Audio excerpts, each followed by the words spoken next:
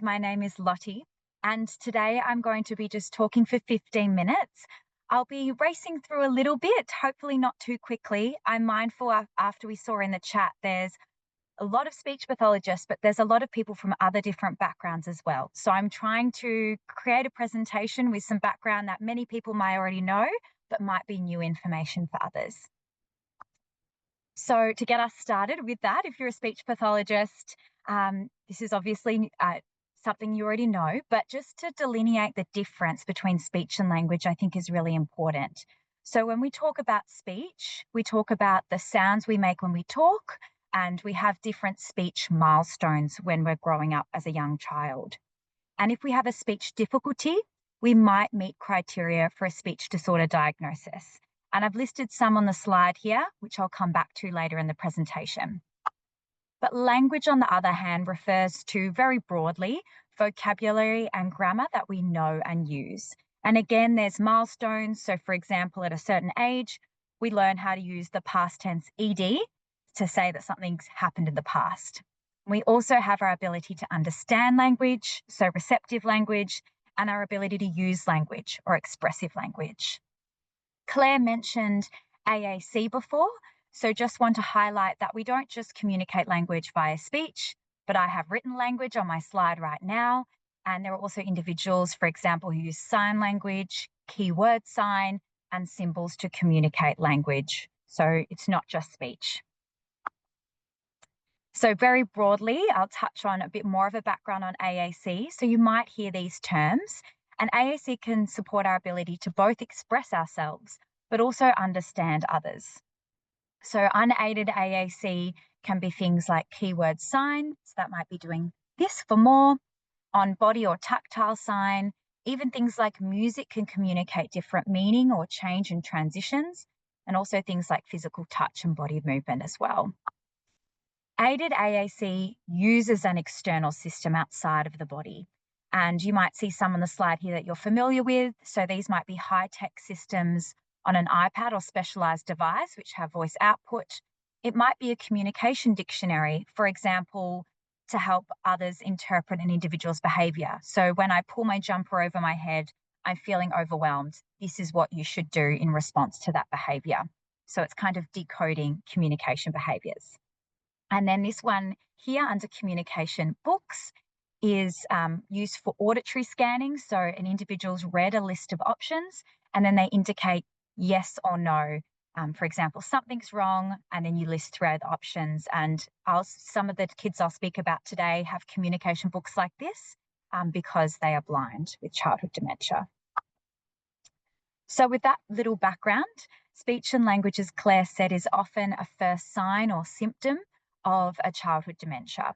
So they're really core features, and we have an important role of those of us who are allied health professionals, but anyone who works in this space, to really understand that that's a core feature.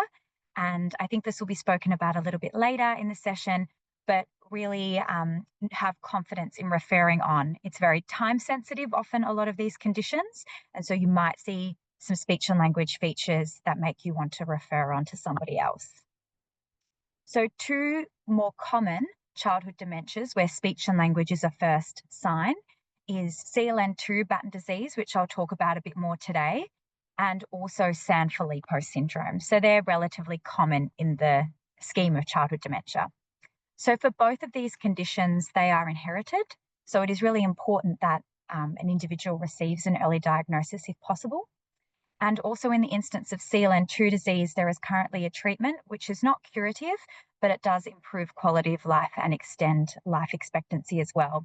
And we know for those kids, getting that treatment really early has the best outcomes for those kids. So that's why it's really important to be cognizant of speech and language as a first sign or symptom. And speech and language is a mirror. And so it shows us what's happening inside of the brain. So as neurodegeneration occurs, speech and language features change across the disease course. So that's why it's often a first sign and symptom. It's reflecting what's happening in the brain to us. So that's why it can help us identify when aggression occurs or when a disease is progressing. So we might think about a speech disorder might change in its nature. For example, a child might have a stutter but then it might change into a different type of speech disorder. And we might think, why is this happening? Is this a sign or symptom of something else? Things like language disorders, like word finding difficulties or social communication difficulties. And speech and language, because it really does act as that mirror into the brain, it might also tell us if an intervention is working or not.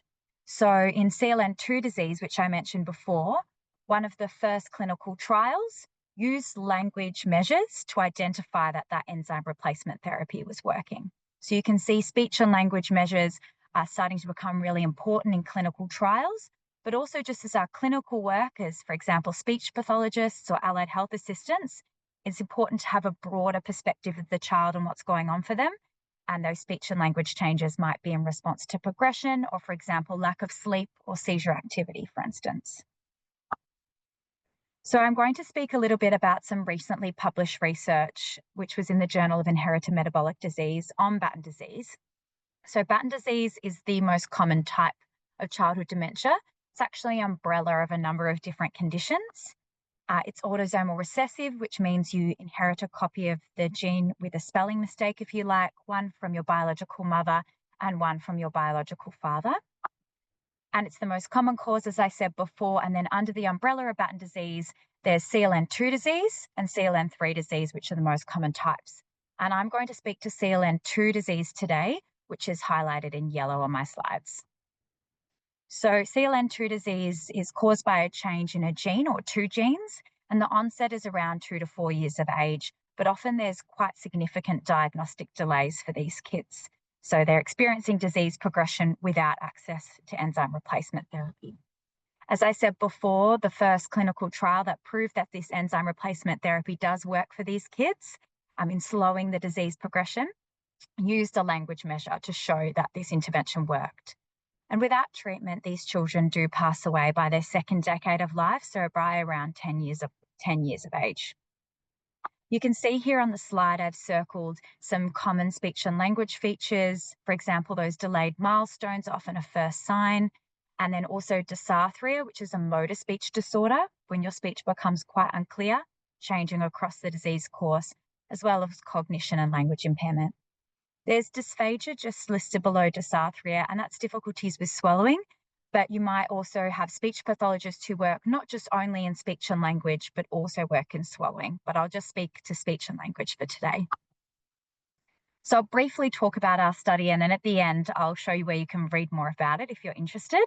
So we had 33 individuals with CLN2 and CLN3 disease, but I'm going to be talking to these 14 with a classical form of CLN2 disease. And we did this all online because it is a rare condition like many childhood dementias. And individuals Zoomed with me, we did assessments together. Families kindly provided clinician reports, and we also did speech recordings as well.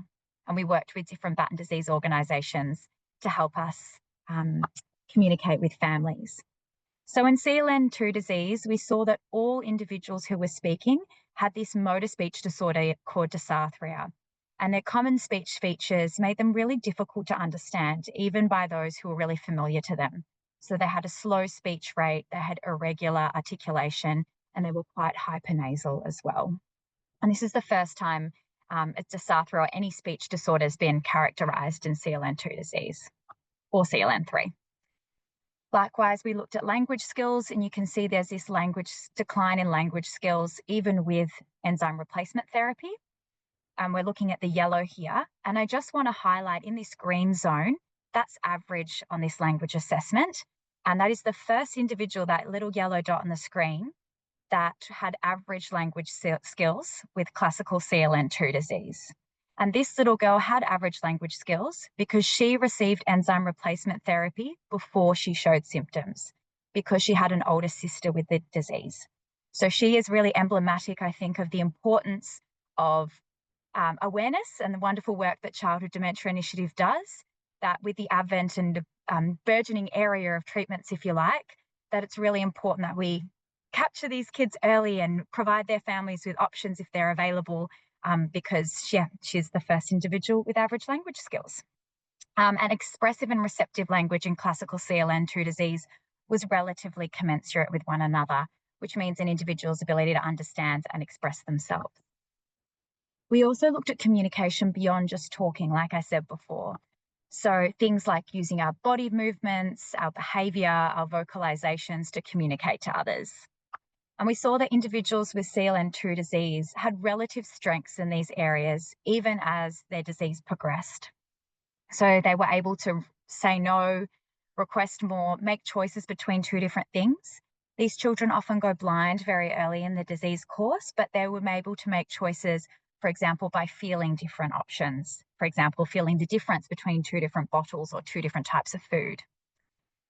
Areas which were more challenging to communicate were requesting something new that wasn't already provided to them, and more of the social communication and commenting, for example, commenting, oh, I'm in pain, I'm feeling discomfort. That was really, really challenging to communicate those kind of things. So most individuals with CLN2 disease had AAC introduced to them. So that's like keyword sign, those speech generating devices. And they did this earlier in the disease course, often by direct access with finger point. But as their vision and motor skills declined, often individuals use what's called partner or auditory assisted scanning. So that's that list of options I said before, and you indicate yes or no.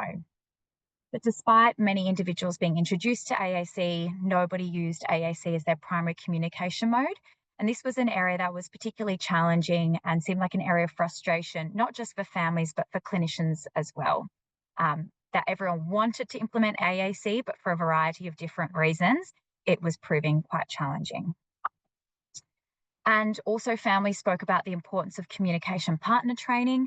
So communication partner training is a therapy or a concept that is really well researched in adult onset dementias and acquired brain injury like stroke.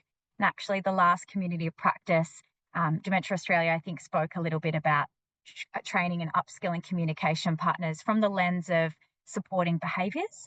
But of course, also I want to speak about supporting self-advocacy and an individual's quality of life. So training could include, but is not limited to, things like non-verbal strategies, which is some ideas listed on the slide here, environmental changes, for example, reducing distractions. And for these children with CLN2 disease, auditory distractions were really important because they were relying so much on their hearing, which remains relatively intact across the whole disease course in comparison to vision. Supporting understanding from an individual. So again, with these kids, visual options aren't really that important, but for other childhood dementias, they absolutely would be. So that's why it's not listed on the slide here in this instance, but things like repeating information, but whilst it's still allowing processing time, breaking down instructions. And also supporting an individual to express themselves. So for example, when having a conversation, don't pretend that you understand. Clarify the message, recast back to the individual what they've said. And these are all things I know in my clinical training as a speech pathologist at uni, we got taught communication partner training through the adult onset dementia lens. And I think then as a pediatric clinician, I kind of wiped a lot of adult knowledge from my mind, embarrassingly, and I realized that so many of those skills that we learn in our training in an adult context really need to be applied for these kids because it is so relevant for them and their families. And that came up in the research a lot from families. So very briefly, what do we know now about CLN2 disease, which we didn't know before, based on this research, and showing that we do really need more research in other childhood dementias, because whilst there are similarities, there are also such considerable differences as well. But we know about dysarthria for the first time and what these features look like.